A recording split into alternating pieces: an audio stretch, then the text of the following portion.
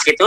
Jadi sehingga pembahasannya dari tadi terlalu panjang dan muter-muter gitu. Dan saya melihatnya ini seakan-akan jadi panggung atau ajang klarifikasi kebijakan negara yang sedang berpolemik gitu. Sementara saya nggak menemukan begitu substansi dari tema debatnya gitu. Itu yang pertama. Lalu yang kedua, sebenarnya setidaknya setelah berjalan setengah jam gitu, akhirnya kita tahu gitu bahwa Ade Armando bukan seorang akademisi begitu, tapi dia seorang pro Jokowi gitu, yang membela begitu habis-habisan. Nah, yang pada akhirnya begitu sebenarnya kita nggak dapat poin-poinnya, yang hanya berputar di soal materi A, materi B begitu. Itu sih paling, Mas Bagja.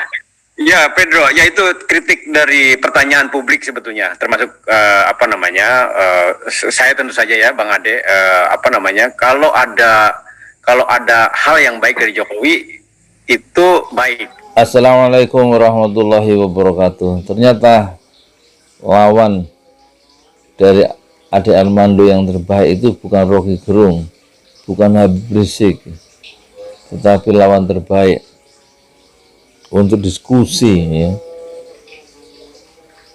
Ade Armando adalah Pedro dan kawan-kawan. Yang seperti yang kemarin kita lihat ya, dalam live streaming di Hersu Beno Point ya, tanpa kita bisa menyaksikan ya, anak-anak zaman sekarang itu ternyata anak-anak mahasiswa itu bisa membuat dosennya yaitu Ade Armando itu terjungkal ya, dan peluang-peluang untuk mengekspresikan, membangun ekspresi intelektual secara tajam dari mahasiswa itu tampaknya bisa dilakukan kalau bukan di TV ya, tapi di ruang-ruang YouTube ya. Dan kita betul-betul menikmati kehebatan anak-anak muda itu ya, anak-anak mahasiswa itu yang kemarin mendeklarasikan Jokowi itu sebagai the king of lip service. Kan ucapan Ade Armando itu sebenarnya agak kurang memiliki bobot ya, ketika dia pernah dalam satu video di Cokro TV mengatakan dia membela militer untuk menghabisi Habib Rizik dan FPI. Itu ada perkataan menghabisi itu ya.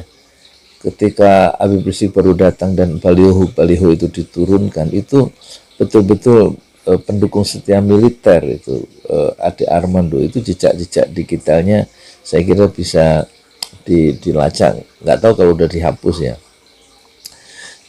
Bagaimana dia bisa mengaku bahwa kebebasan itu adalah esensial dalam demokrasi sebagaimana yang terungkap waktu dia berdebat dengan Pedro, padahal kita melihat dia itu sebenarnya anti kebebasan. Bagaimana Habib Rizik itu harus dihabisi, FPI harus dibubarkan.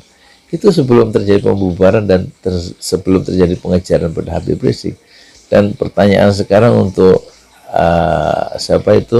Ade Armando, apakah dia juga menyetujui pembunuhan ya, terhadap orang-orang sipil, yaitu 6 Laskar Front Pembela Islam yang dikejar-kejar sepanjang jalan sampai kilometer 50. Apakah itu masih bertahan dengan pendapatnya Ade Armando bahwa kebebasan adalah esensial, sementara pembunuhan terjadi di depan matanya dan dia seakan-akan mendukung pembunuhan itu karena dia pernah mengatakan dia setuju kalau FPI dihabisi, Habib Rizik juga dihabisi.